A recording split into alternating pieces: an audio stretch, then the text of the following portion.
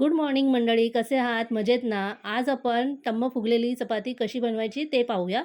पण तुम्हाला एक सांगते, जर चक्कीवाल्या भैय्यानी तुम्ही दिलेलं गहू जाड दळले, बारीक नाही दळले, तर तुमची चपाती लाख कोशिश करा, मस्त अशी टम्म फुगणार नाही आणि मऊसूत होणार नाही.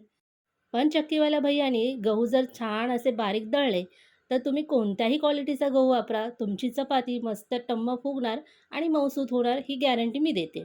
आणि तरीसुद्धा जर तुम्हाला चपातीचं पीठ कसं मळायचं, चपाती कशी लाटायची, याचा डिटेल व्हिडिओ पाहिजे असेल, तर मला कमेंट बॉक्समध्ये कमेंट करून सांगा. मी त्यावर एक छानसा व्हिडिओ नक्की बनवेल. दिवाळीसुद्धा मी चक्कीवाल्या भैय्याला सांगितलं होतं, की डाळ दळताना आणि चकलीचं पीठ दळताना मस्त असं बारीक दळून दे. तर त्याने काशी करायची ती केलीच.